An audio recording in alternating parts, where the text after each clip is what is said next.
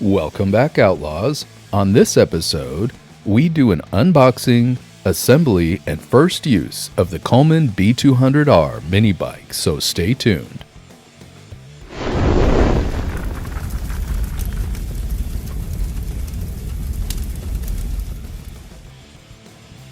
We were walking around Tractor Supply one afternoon. Out in the garden section, we saw two of these sitting up on the shelf.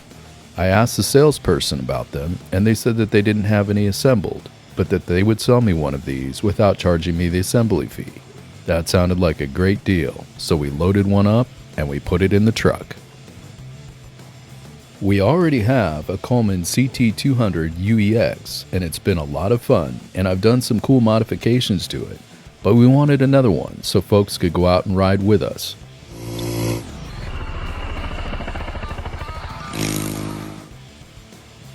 So without further ado, let's get this thing unboxed and check it out.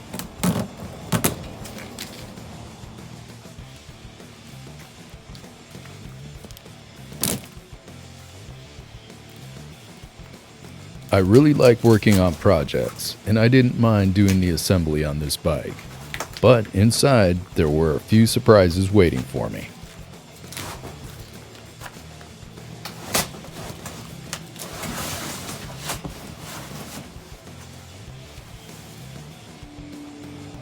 Before we start the assembly, let's give it a quick scan and check it out.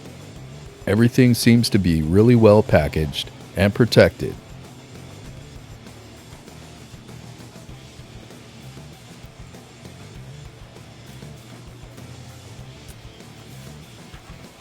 One thing that I like on this bike is it has a disc brake on the rear wheel. What's this stuff here? And there's my surprise. It looks like some rats got in here. I'm really going to have to check this thing out and make sure that they didn't do any damage. I'm assuming this box has the paperwork and some hardware, so we'll set this aside for now.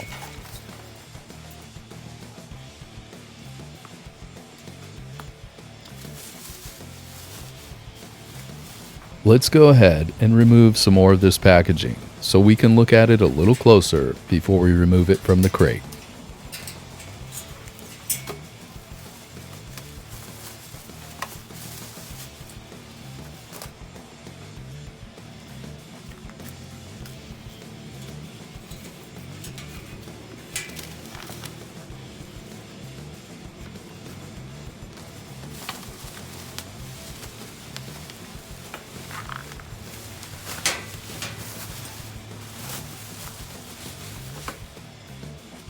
It looks like the rats really had some kind of party while they were in here.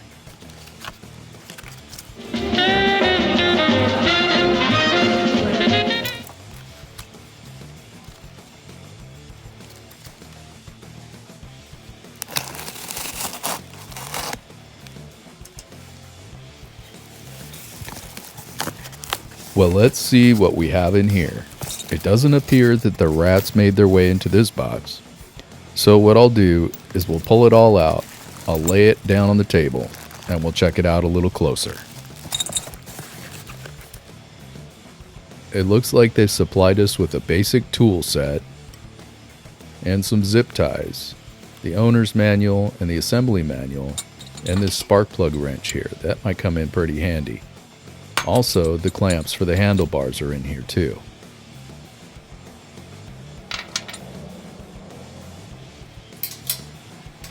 The packaging frame is bolted together. It does have some sharp edges on it, so if you choose to assemble one of these, use some caution.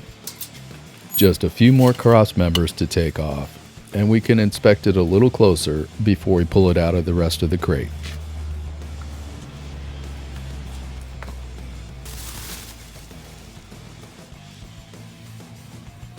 Oh man, it looks like they got the wire to the lighting harness. I'm starting to have second thoughts about buying this unassembled, but like I said earlier, I do like doing this stuff and putting things together. This should be an easy fix.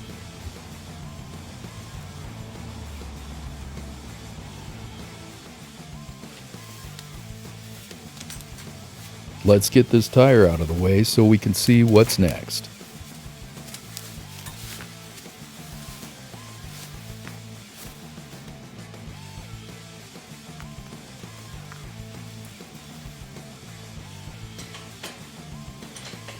The next step is removing the front axle because it keeps the bike secure in the shipping frame.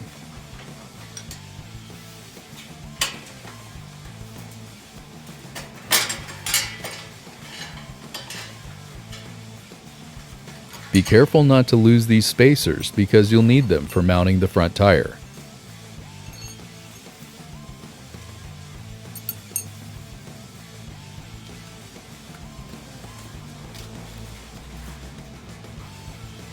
One last wire tie, and it looks like we can pull this thing out.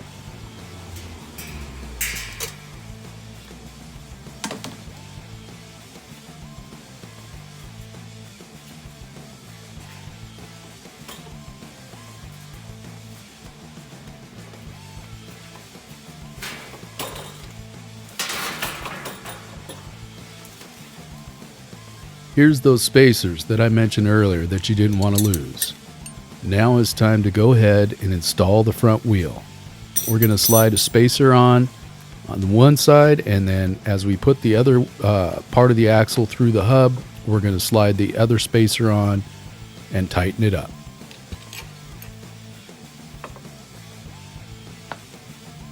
To make this part of the assembly a little easier, I grabbed an old milk crate and rested the frame of the bike on that to elevate the front a little bit so I wasn't struggling trying to put the wheel on and hold the bike up at the same time.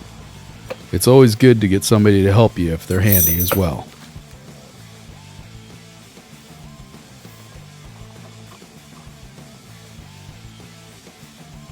It's really important that you do use these spacers because that will keep your wheel centered and lined up and nice and tight in between those forks.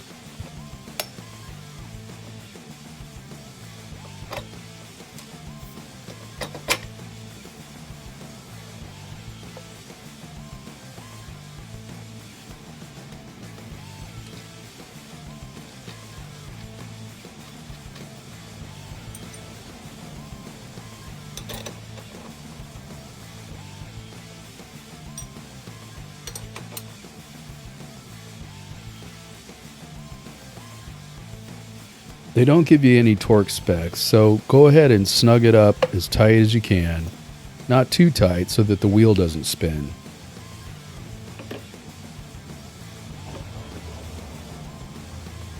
Next, let's get these handlebars mounted. They provide you with two clamps with Allen head screws in them. So go ahead and snug those up, adjust the bars about where you like them, and then tighten them down.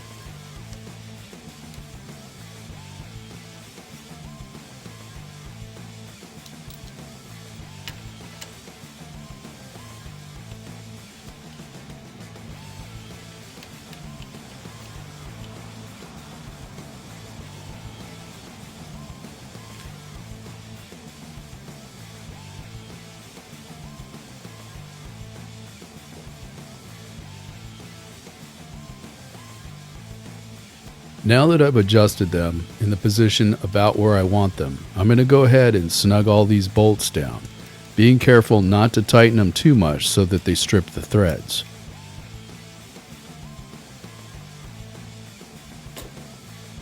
One last check to check the motion and see where we're at, and I think we're ready for the next step. Another thing you want to do is make sure that you have the correct tire pressure. These take about 10 psi. If you don't have the right tire pressure, it will affect how the bike handles. The last step in the assembly is to mount this fender, and we're ready to go. This next step is really important. These bikes are not shipped with any oil in them, so you want to get a 10 weight by 30 and make sure that your reservoir has oil in it before you put any gas in it and start the bike up. If you forget this step, it will damage your engine. Now we're going to add a little gas. I just happen to have some premium, so I'm going to go ahead and use the rest of that and put it in the tank.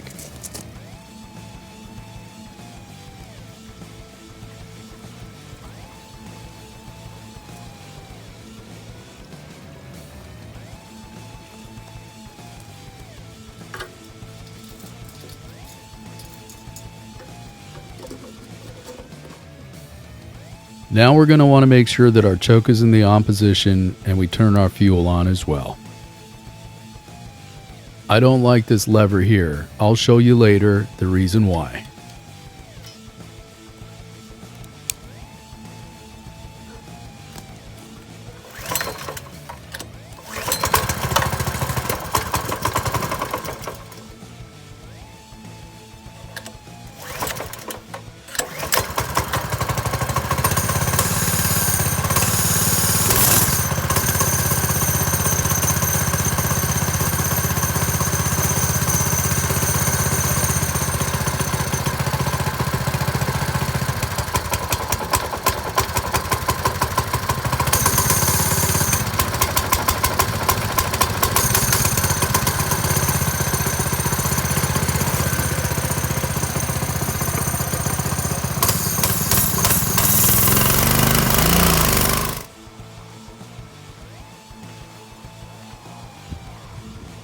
Now it's time to test it out a little bit and compare it to the other bike.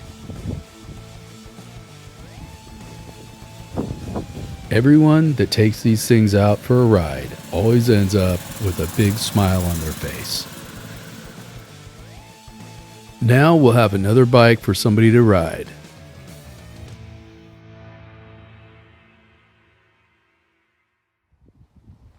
Here's a comparison of the two side by side. You can see that the frame is a lot thicker on the newer bike than the old bike. And the other feature that I like is that the new bike also has a disc brake in the rear, where the old bike just has a drum brake.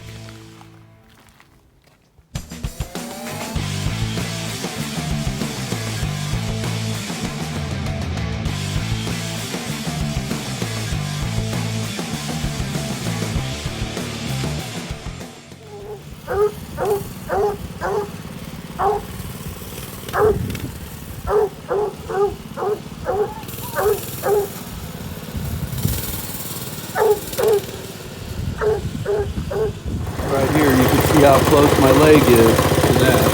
If I had pants or boot on, I might hit this and make it take off. Okay, here's another video without the noise of the motor. What I was saying is this sticks out far enough to where if a twig or a stick hits it, it's going to push that to full throttle, just like that. And then if you see, I'm putting my leg right here.